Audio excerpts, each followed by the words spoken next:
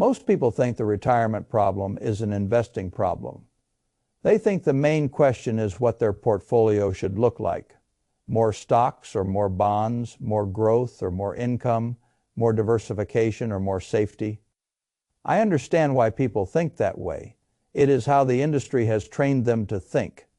It is clean, it is easy to package, it sounds technical enough to feel intelligent.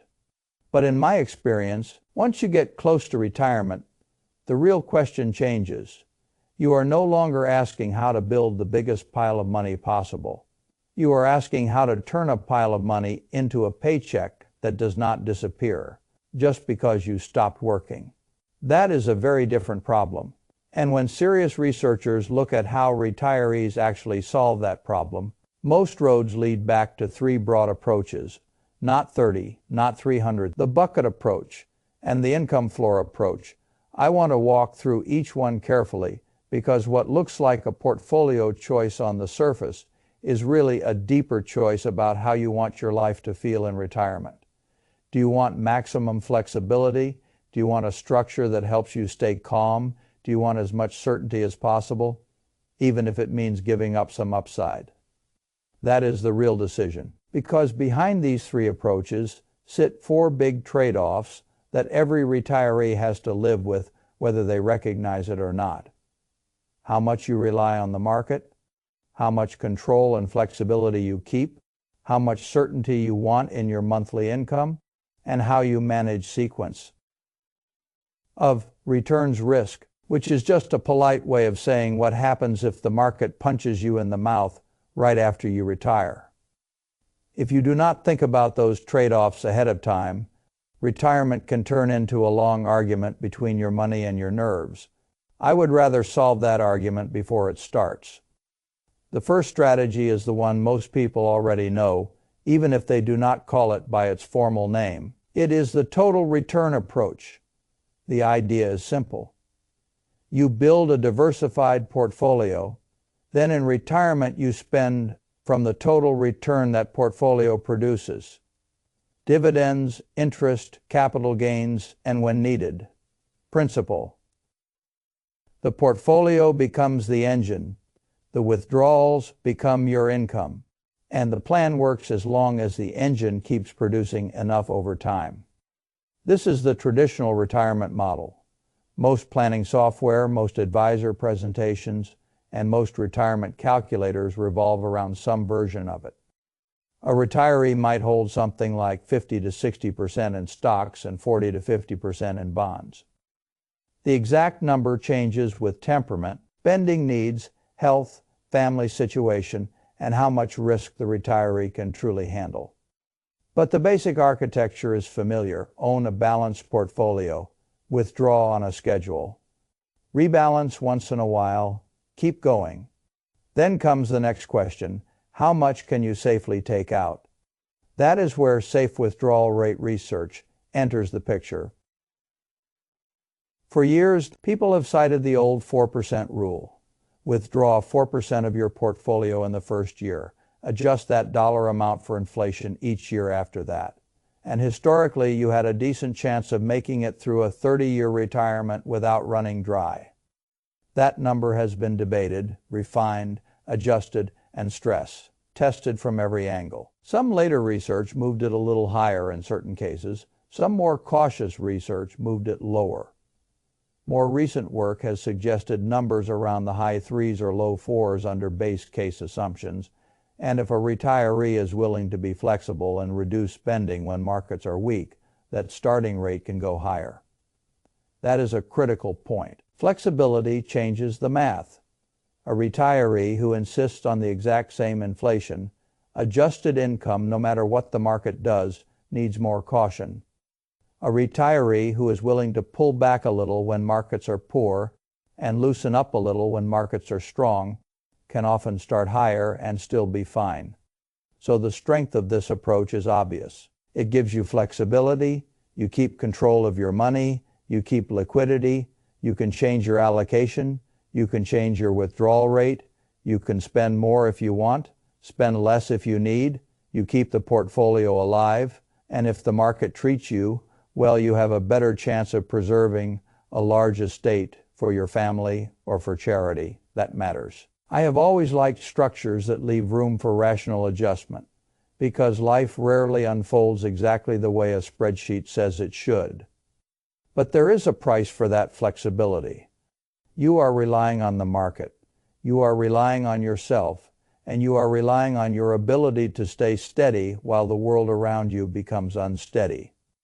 That is harder than it sounds. A total return strategy exposes the retiree directly to volatility. If stocks fall, the value of the portfolio falls. If bonds disappoint, the buffer disappoints. And if that happens early in retirement while withdrawals are already going out the door, the damage can be much greater than most people expect. This is where sequence of returns risk becomes such a serious issue. If bad returns show up in year 1, year 2, year 3, or anywhere in that first decade, the withdrawals do not politely wait for the market to recover. They keep happening. So you are taking money out of a shrinking pool. That combination can permanently weaken the future earning power of the portfolio.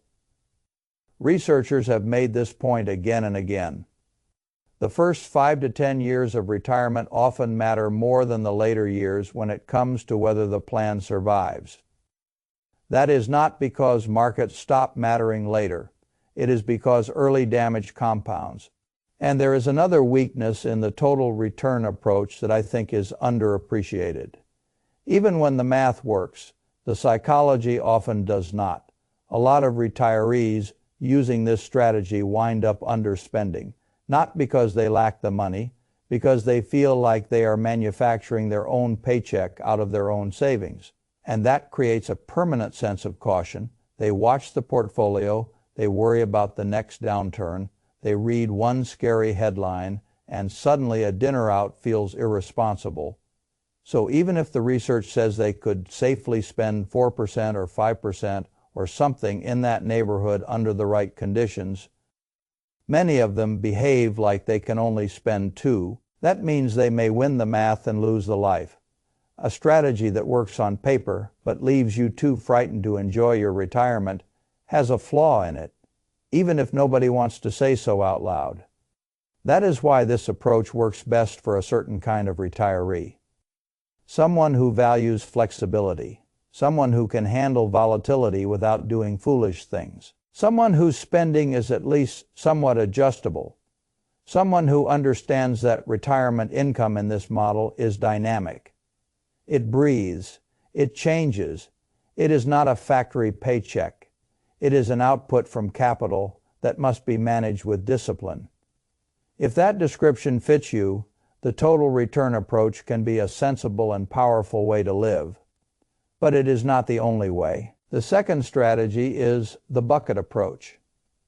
This one is very popular because it feels intuitive, and I do not dismiss that.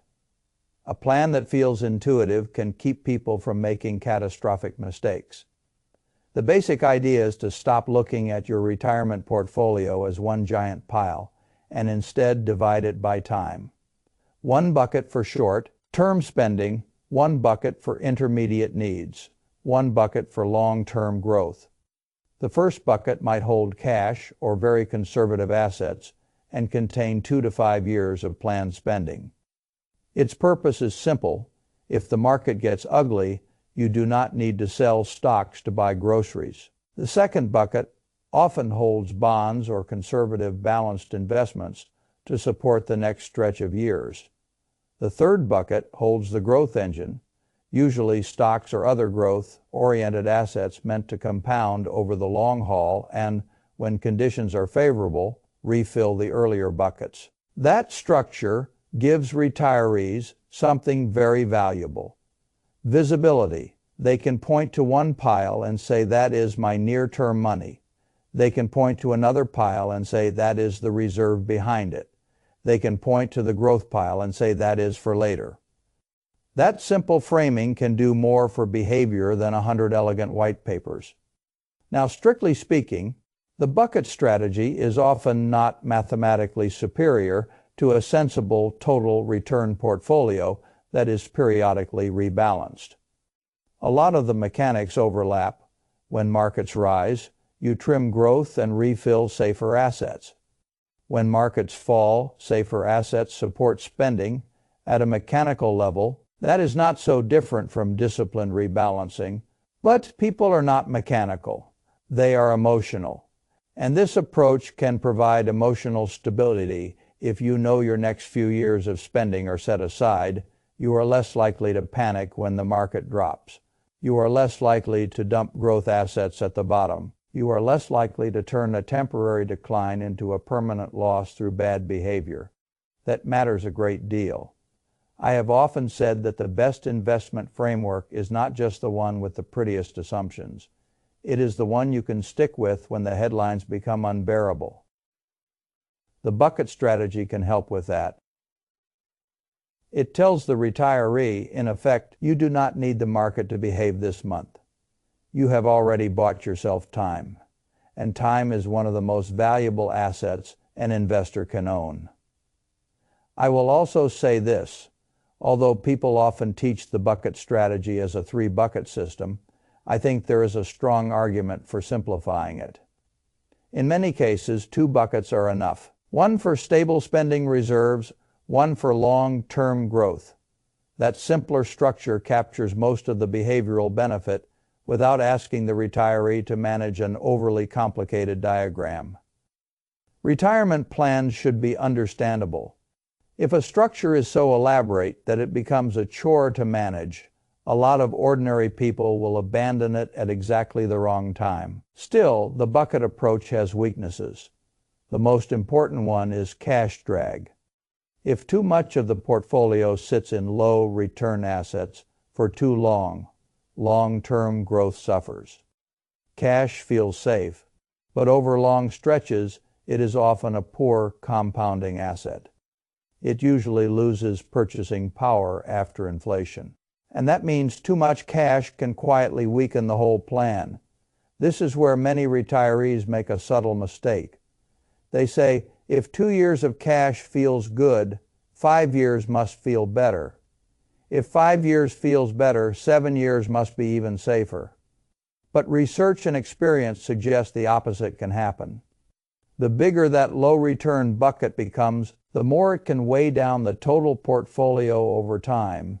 That makes it harder for the growth assets to do their job and harder for the plan to keep pace with inflation and spending. So the bucket strategy works best when the cash reserve is meaningful but not bloated.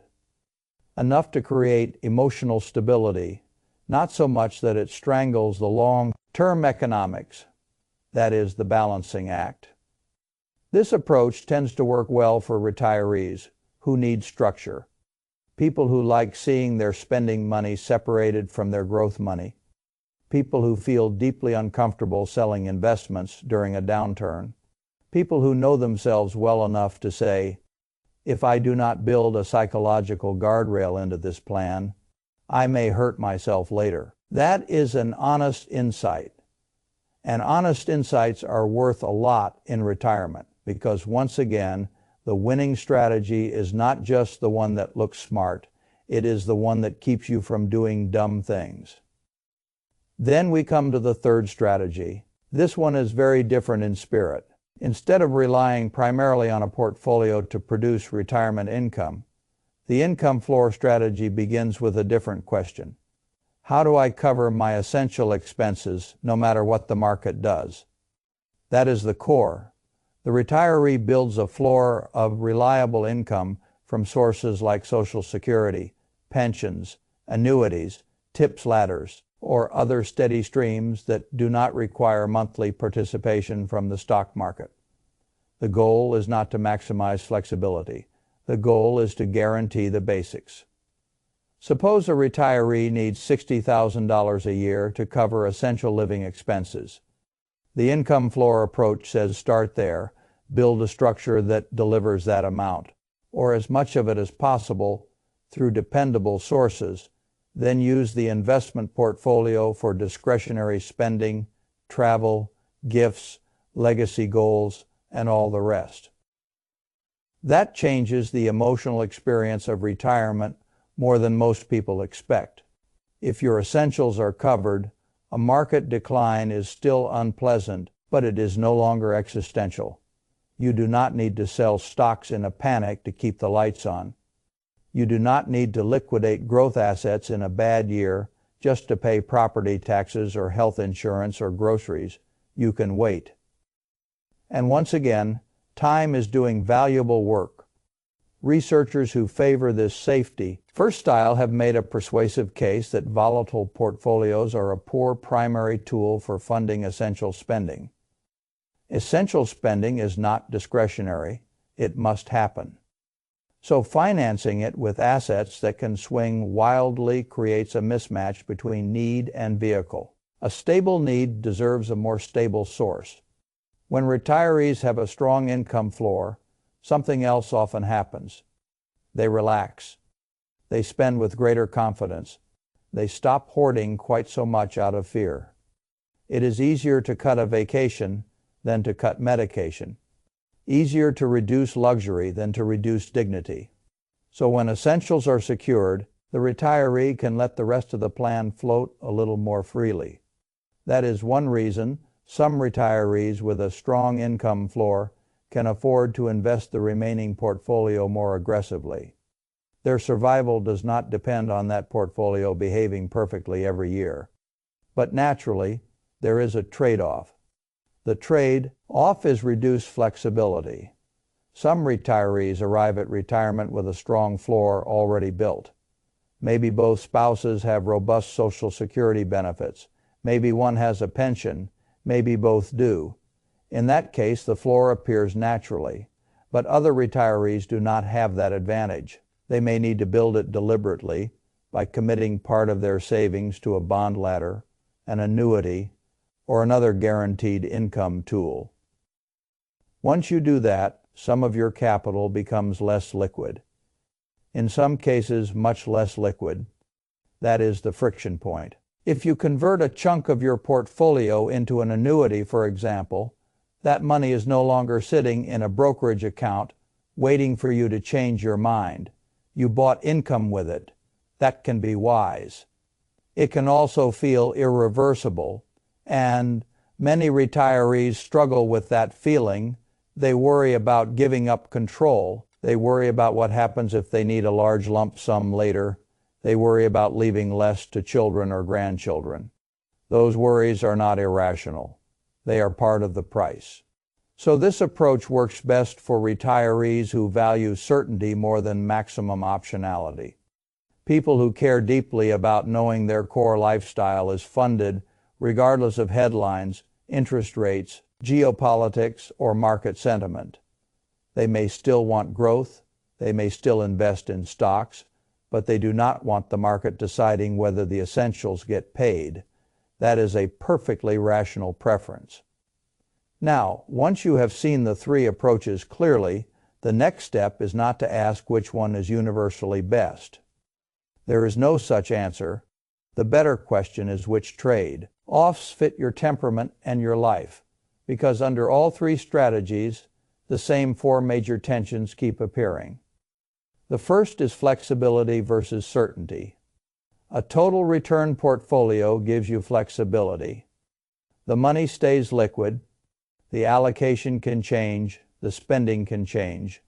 You can respond to life as it unfolds. But the cost is that income becomes less certain because it depends more heavily on market behavior and on your willingness to adapt. An income floor strategy gives you certainty. The check arrives, the essentials are covered, the emotional burden is lower, but the cost is reduced flexibility. Some of the money gets committed. Some control is surrendered in exchange for reliability. A bucket strategy sits somewhere in between.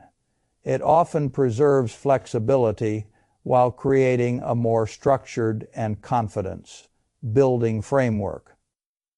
That is why so many retirees find it attractive. It softens the emotional edges without fully surrendering liquidity. The second trade-off is reliance on the market.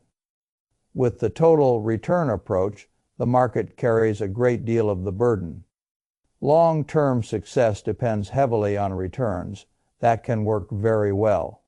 History is supportive of patient ownership of productive assets, but the retiree must be comfortable with the fact that the path will not be smooth. The income floor model lowers that dependency for essential spending. The market still matters for extras and for legacy and for discretionary goals, but it matters less to the retiree's day. Today's security. Again, this is not a math question alone. It is a sleep at night question. The third trade-off is legacy potential. If you keep the portfolio liquid and invested, there is more potential for leaving significant assets behind.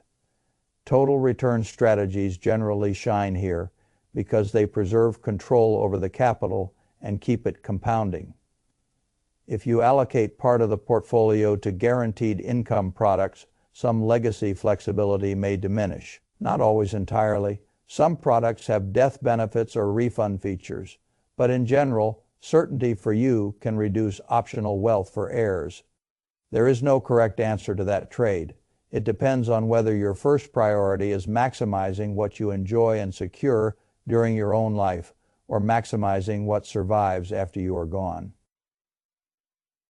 The fourth trade-off is sequence of returns risk. This one deserves respect. Retirement is different from accumulation because the timing of bad markets matters so much more once withdrawals begin. If your portfolio is hit hard early and money is simultaneously being removed, recovery becomes more difficult. The total return strategy manages this through diversification, flexibility, and rebalancing. The bucket strategy manages it by separating near-term spending from long-term growth, so the retiree is not forced to sell growth assets in a downturn. The income floor strategy manages it by minimizing the need to sell risk assets for essential spending in the first place. 3 different solutions, 3 different philosophies. And that brings me to the most important practical point of all. These strategies are not just portfolio designs. They are expressions of preference. Some retirees want maximum control and can emotionally tolerate uncertainty. Some retirees want a clear framework that keeps them from panicking. Some retirees want the deep comfort of knowing that the bills are covered before they ever think about upside. All of those are valid. That is why I do not believe the retirement income problem should be reduced to a single magic number or a single magic product. People are too different for that. The best strategy is usually the one whose trade-offs you understand and can actually live with for the next 20 or 30 years. A mathematically elegant plan that makes you miserable is inferior to a slightly less elegant plan that keeps you calm, disciplined, and generous with your own life. I have seen intelligent people get into trouble because they copied a strategy that matched someone else's personality rather than their own. Do not do that. If you are the kind of person who can watch markets fall without losing your head, the total return approach may suit you beautifully. If you know you need visible structure and reserves set aside for near-term spending, a bucket framework may keep you on the rails. If you want the deep peace that comes from having your essential expenses funded no matter what the market does, an income floor may be worth the trade in liquidity. And remember this, these approaches are not always mutually exclusive. A lot of good retirement plans are hybrids. A retiree may build a modest income floor from Social Security and maybe an annuity, keep a spending reserve or bucket for the next couple of years, and still manage the remainder with a total return mindset. There is nothing sacred about purity here. The real objective is not to win an argument about labels. It is to create a retirement income system that lets you live well, think clearly, avoid panic, and stay aligned with your real priorities. So when you ask, how should my retirement income work, you are really asking something more personal. How much uncertainty can I tolerate? How much control do I need?